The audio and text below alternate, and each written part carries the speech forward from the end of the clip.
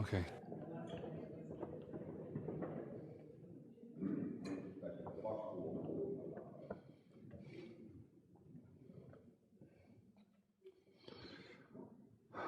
Hyviltä, hauskanada, pitkästä aika.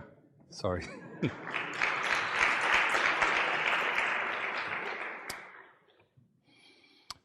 I would like to speak to you tonight about a project that I've been doing for 2 years called 1,000 Years of Osteopathy. Hän haluaa kertoa teistä nyt tästä projektista, mitä hän on tehnyt 2 vuotta, eli 1000 vuotta osteopatiaa. As soon as this project went online, I got a lot of emails telling me that osteopathy has only been around for 120 years. Ja kun hän aloitti tämän, niin tuli hirveän paljon sähköpostia ja muuta viestiä, että osteopatia on vain 120 vuotta vanhaa. I suppose they wanted to let me know that in case I had made a mistake. Eli halusivat muistuttaa, että ehkä hän on erehtynyt. My goal was to get 1,000 years of experience. Eli hänen päämääränsä oli saada 1000 vuotta kokemusta. And you might wonder, why would somebody want to do this? Why construct such a site? Ja te voitte ehkä ihmetellä, että miksi joku haluaisi tehdä tämmöistä. I felt very directed myself since I graduated school. I felt very clear about many things. Eli sitten silloin kun hän valmistui, hän tiesi hyvin selvästi monia eri asioita. But that was not because of my experience in school necessarily. Mutta tämä ei ollut sen takia siksi, mitä hän oli oppinut koulussa. When I was a student, I was taught that there was one way to do osteopathy. Hänelle opetettiin, että on yksi tapa tehdä osteopatiaa. When I went outside of school, I found out that there were many different ways to do osteopathy. Kun hän meni koulun ulkopuolelle, hän huomasi, että on hyvin erilaisia tapoja tehdä osteopatiaa. There were many different versions of my way. Eli erilaisia versioita, mikä on minun tapani. What I found is that there were people that I respected, people of renown, eli ihmiset, joita hän arvosti, tai hyvin tunnettuja ihmisiä, that used completely different methods. Käyttivät hyvin erilaisia menetelmiä kautta tapoja. They treated differently, they diagnosed differently. He hoitivat eri lailla, he diagnostisoivat eri lailla. I noticed that people that were very respected in our profession even argued over how to diagnose a facet. Eli hän huomasi, että jopa ihmiset, jotka olivat hyvin arvostettuja, niin kiistelivät siitä, miten diagnostisoida fasettinivelten liike. And yet they were all getting results. Mutta kaikki kuitenkin sai tuloksia. I further noticed in my practice, I often have students in my office. Eli hän huomasi omalla vastaanotolla, hänellä on usein opiskelijoita siellä työharjoittelussa. And they came through a system similar to what I went through. Eli he tulivat samanlaisesta systeemistä, minkä hän oli mennyt läpi itse. And I would see them struggling with their own ideologies and dogmas that they had been told to believe in. Eli heillä oli jatkuva kiista tai epäluulo siitä, mitä heille oli opetettu. One way of thinking. Eli yhdensuuntainen ajattelutapa. I started to think about this. Hän alkoi ajattelemaan tätä asiaa. And then I realized that I couldn't account for all of my own results with what I had learned in school or with the theories that I learned. Eli hän ei voi laskea sen varaan, että mitä tuloksia hän oli saanut potilailleen siihen, että mitä hänelle oli opetettu koulussa. Then I started to think, why does this work? Eli hän alkoi ajattelemaan, miksi tämä todella toimii. What's the source of it all? Mikä on tämä kujanjuoksu tässä? When I was a student, I learned various ways to do manipulation. Eli opiskelijana hän oppi hyvin erilaisia tapoja tehdä manipulaatiota. When I reflect on something that A.T. Still said, it was very different. Eli siihen, mitä A.T. Still on sanonut, on hyvin erilaista. He said that the operator, as long as they understood anatomy and physiology, could get results in any manner. Eli niin pitkään kun tämä operaattori ymmärtää anatomian ja fysiologian, voi saada tuloksia millä tahansa tavalla. So I think the founder encouraged me that there wasn't one way. Eli tämä meidän oppi-isämme rohkaisi häntä siinä, että ei ole ainoastaan yhtä tapaa tehdä tätä työtä. So with this project that really became a labor of love for myself, Eli tästä työstä tuli hänelle tämmöinen rakas lapsi. I was curious if I could find a common thread among the masters. Eli jos hän voi haastatella tai tutustua näihin mestareihin, I will use the term masters, although none of the people I've interviewed would refer to themselves in this way. eli hän käyttää niistä nimitystä mestarit, vaikka nämä ihmiset itse, joita hän haastatteli, ei käyttäisi tämmöistä nimitystä. Each of them has been a beacon for our profession. Eli nämä on tämmöisiä niin kuin They've been majakoita ammatissamme. They've been a guiding light for ships at sea, and they've all been humble. Eli he ovat niin kuin, näitä laivojen valoja ja ovat hyvin nöyriä kavereita. I wanted to know if there was something I could identify that they all possessed. Eli hän halusi tietää, että onko jotakin semmoista, mitä hän voisi oppia. So I devised some questions with the help of some friends. Eli hän kehitti tämmöisiä muutamia kysymyksiä, joita voisi esittää näille tyypeille. And I want to share with you some of the answers that I've gotten. Ja hän haluaa jakaa meidän kanssamme muutamia vastauksia, joita hän on saanut. I asked everyone what motivated them throughout their life to live, work, and to interact with people in such a deep way. Ensimmäinen kysymys oli, että mikä motivoi sinut elämässäsi työskentelemään tällä lailla syvällä tavalla? When I asked this question of Lou Hasbrook, who was my first interview, Eli kun hän kysyi Lou Hasbrookilta, joka oli hänen ensimmäinen haastateltava, at age 87, he shared with me a story when he was a child in boarding school. Eli hän kertoi tämmöisen tarinan, kun hän oli lapsi tuolla boarding school koulussa, sisäoppilaitoksessa. Kiitos. Another child had thrown him against a locker, Eli toinen oppilas oli tupannut häntä seinää vasten. and he ended up being treated by an osteopath. Ja sen jälkeen häntä oli hoitanut osteopaatti. And this left a lasting impression in his mind. Eli tämä jäi hänen mieleensä. When I asked the same question of Sue Turner in England, Eli hän kysyi saman kysymyksen Sue Turnerilta Englannista. she said that she realized this about herself with her early experiences with animals. Eli hän huomasi, hän kokei omista kokemuksistaan eläinten kanssa. When I asked the same question of Mr. Andy Cotton, also in the UK, Eli hän kysyi saman kysymyksen Andy Cottonilta, joka on myös Englannista. he talked about his love for mechanical things and wanting to set things right. Eli hän kertoi, miten hän rakasti erilaisia mekaanisia laitteita ja halusi säätää niitä uudestaan. I asked everyone if they believed in the concept of a key lesion because I do, and I thought it was important to me. Eli seuraava kysymys oli, että uskooko he tähän ajatukseen avainleesiosta, koska hänelle se on tärkeä. Some told me they believed in that concept, some told me they did not. Jotkut kertoi, että he usko siihen, ja jotkut kertoi, että ei sillä ole mitään väliä. I described the key lesion as something that we could agree on that is the key progenitor that causes a person's cascade of dysfunction. Eli tästä avainleesiosta voidaan sanoa, että se on se avainkohta, mikä aiheuttaa tämän potilaalle, on aiheuttanut hänen ongelmansa. Considering a key lesion in this way, I asked them, Ja kun esitti tällä lailla tämän kysymyksen tästä avainleesiosta, I asked them, could a key lesion be something that is physical? voiko se avainleesio, voiko se olla jotenkin fyysinen Could it be emotional? tai emotionaalinen Could it be spiritual? Whatever that might mean to them. tai hengellinen, mikä tahansa se voi tarkoittaa heille sitä asiaa. Some of those I interviewed gave this as a purely physical entity. Jotkut antoivat vastaukset, että se on puhtaasti fyysinen juttu. Some considered that it could be an emotional cause. Eli jotkut kertoivat, että se voi olla myöskin emotionaalinen asia. And a smaller group considered that it could be something spiritual. Ja jotkut, hyvin harvat tosin, kertovat, että se voi olla tämmöinen niin sanottu spirituaalinen, hengellinen.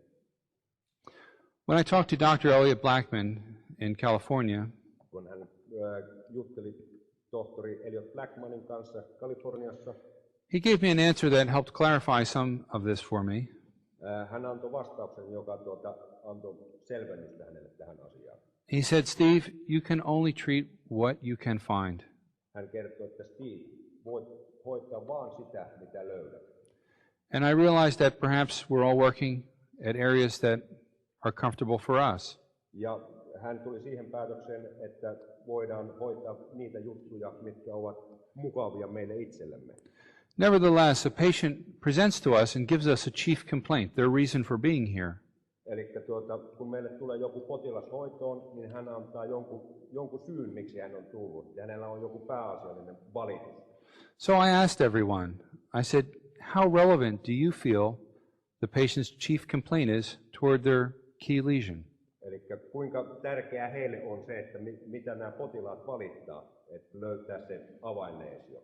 Everyone thought it was relevant, Kaikki tykkäsivät, että se on hyvin tärkeä asia, but for different reasons. mutta eri syistä. Some thought it was relevant as the specific item that needed to be treated. Jotkut tykkäsivät, että se oli tärkeää tämmöisestä jostakin spesifistä syystä, joka tarvitsi hoitoa. Some thought that the chief complaint was completely irrelevant. Ja jotkut tykkäsivät, että tämä pääasiallinen valitus ei ollut niin tärkeä asia. And they felt that this was perhaps the mechanism that brought a patient in to seek treatment. Ja he pitivät tärkeämpää sitä, että tämä mekanismi toimii jatkaakseen tätä hoitoa. I asked everyone, are you different from your teachers? Hän kysyi kaikilta, että oletteko te erilaisia mitä teidän opettajanne? Everyone was different from their teachers. Ja kaikki vastasivat, että he ovat erilaisia kuin heidän opettajansa. No one explained themselves as a carbon copy of their mentors. Eli kukaan ei kertonut, että he ovat täysiä kopioita heidän opettajistaan. Everyone reflected on the greatness of their teachers. Kaikki tykkäsivät, että heidän opettajat olivat hyviä, tärkeitä tyyppejä. But they also noted their differences. Mutta he myöskin huomasivat, miten erilaisia he olivat.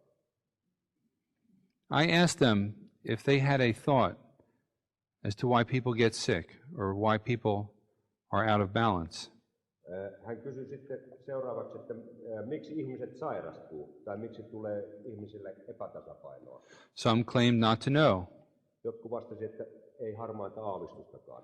Some claimed emotional causes, some claimed spiritual causes. Jotkut antoivat vastaukseksi emotionaaliset syyt ja jotkut harvat antoivat vastaukseksi nämä spirituaaliset syyt.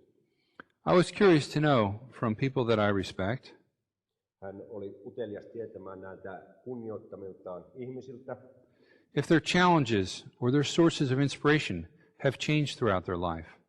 onko nämä inspiraation lähteet muuttuneet elämän aikana. Many of them, their roads changed greatly after graduation. Monet vastasivat, että heidän tiensä ovat muuttuneet suuresti valmistumisen jälkeen. Some changed after they were venerated, well-known professors. Jotkut muuttuivat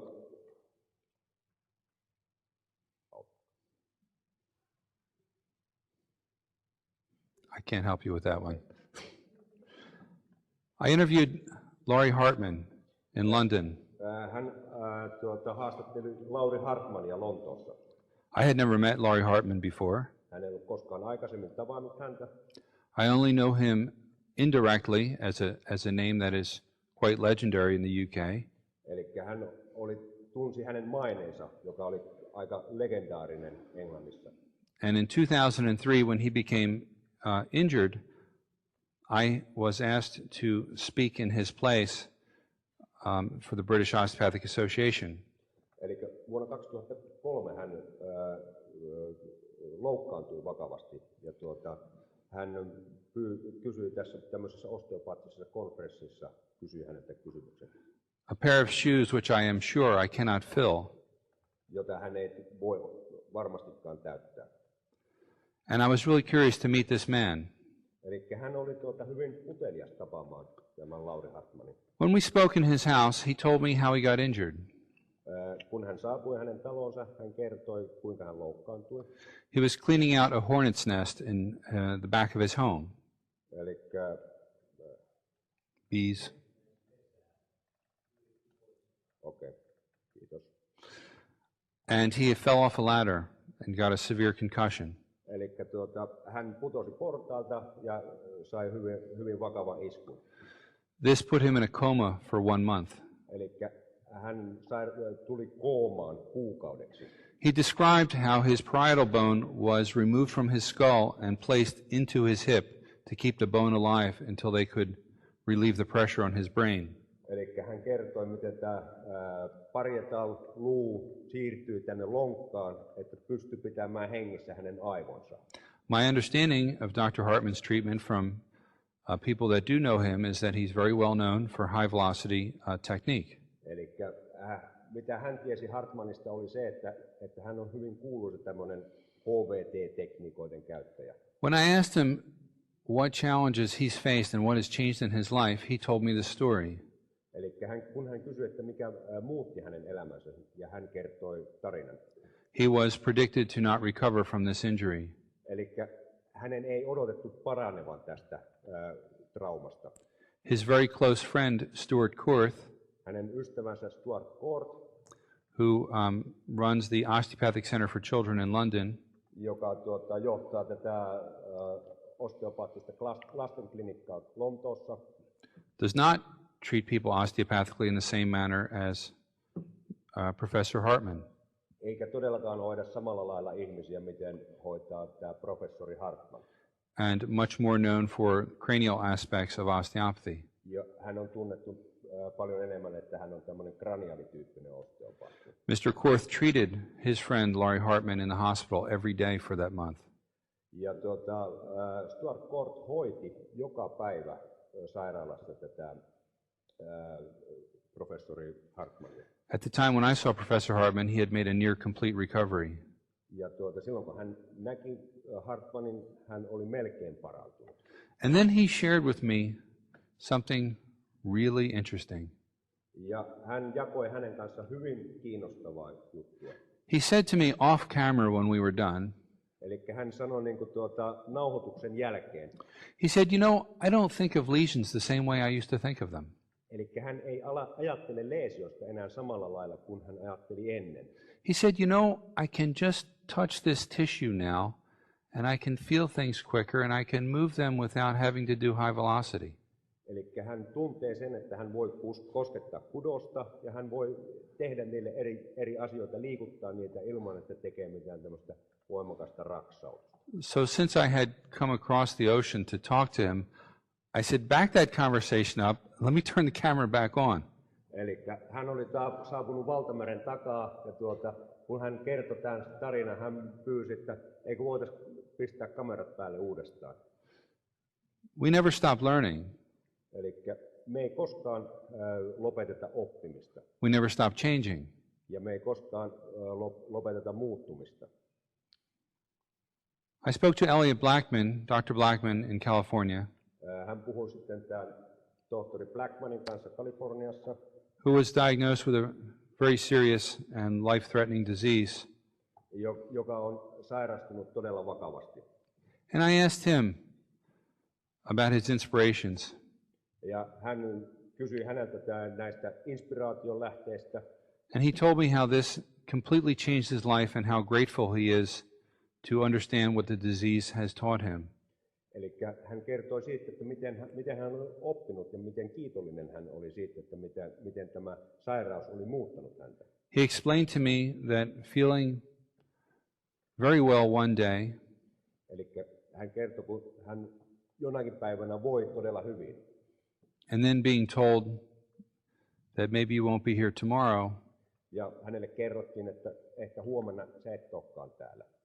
Changed the way that he thinks. Muutti hänen ajattelutapaansa. When I spoke to Andy Cotton, ja kun hän puhui Andy Cottonin kanssa, My first encounter with him was a few years ago at the BSO, and I found him to be a very interesting fellow. Eli ensimmäisen kerran hän tapasi muutama vuosi sitten tuolla BSOssa ja hän tykkäsi, että tämä on hyvin mielenkiintoinen kaveri. He has a serious disorder of the spine that prevents him from standing up straight. Eli hänellä on hyvin vakava sairaus hänen selkärangastaan, joka estää, että ei pysty seisomaan suorassa. To look at me, he would have to lean back very far. Eli katsoakseen häntä, hänen täytyy taivuttaa taaksepäin hyvin voimakkaasti. And would have to turn his whole body to look left or to look right. Eli katsoessaan oikealle tai vasemmalle hänen täytyy kääntää koko kroppansa. Yet this is a man who was inspired to do osteopathy because mechanics intrigued him. Hän inspiroituu osteopatiasta, koska mekaniikka oli hänen asiansa. Harold Goodman was diagnosed with cancer about 7 or 8 years ago. Harold Goodmanilla diagnostisoitiin syöpä 7 vuotta sitten. I visited Dr. Goodman in Maryland. Hän tapasi hänet Marylandissa. And he told me the things that he had learned from his own illness. Ja hän kertoi asioita, mitä hän on oppinut omasta sairaudestaan. I speak to Harold quite frequently. Että hän puhuu aika usein tämän Haroldin kanssa. But last year he had a major heart attack. Viime vuonna hänellä oli tämmöinen hyvin vakava sydänkohtaus. And he shared with me how much more he learned. Ja hän kertoi siitä, että miten paljon hän oppi tästä jutusta. Personally, I wish I could learn things much easier than that. Hän toivoo, että hän voisi oppia asioita vähän helpommin kuin nämä kaverit. But I am so inspired to see people that their lives are constantly in motion. Eli hän on hyvin inspiroitunut siitä, että hän saa tavata ihmisiä, joiden elämä on liikettä.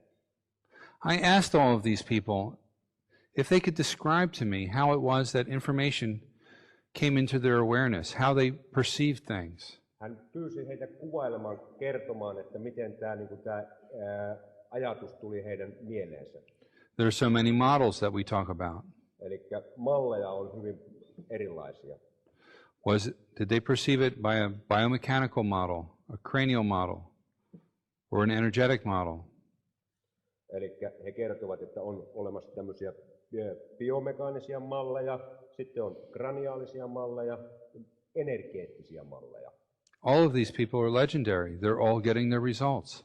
Ja kaikki nämä tyypit ovat legendoja ja kaikki saavat hyviä tuloksia aikaiseksi. I reflect on what I started with.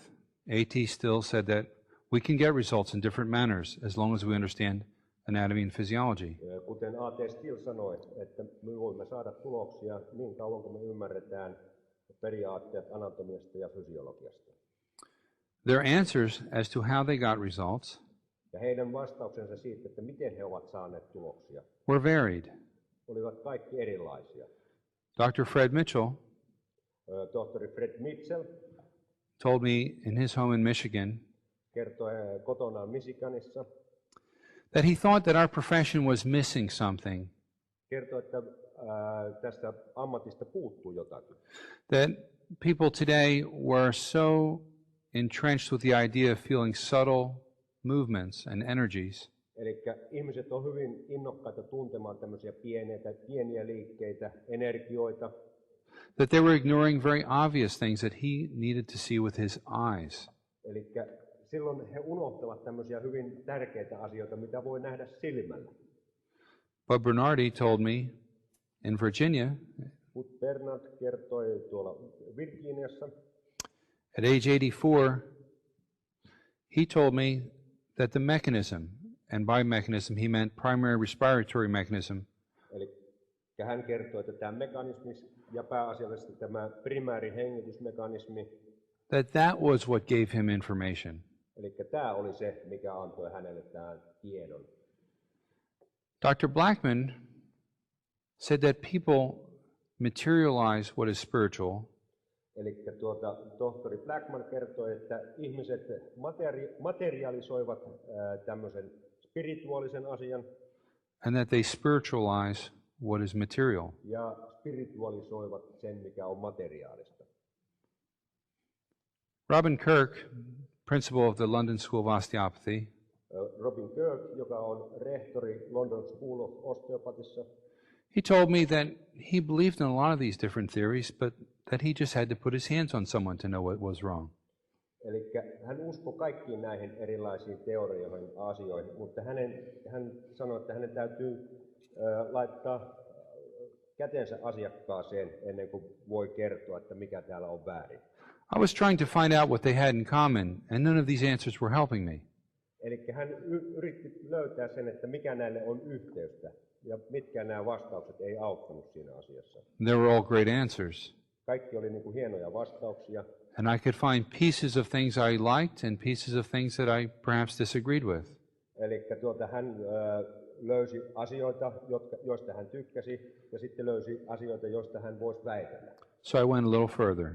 Eli hän meni pikkusen eteenpäin asiassa. I asked everyone to tell me about their best case. Hän pyysi kaikkia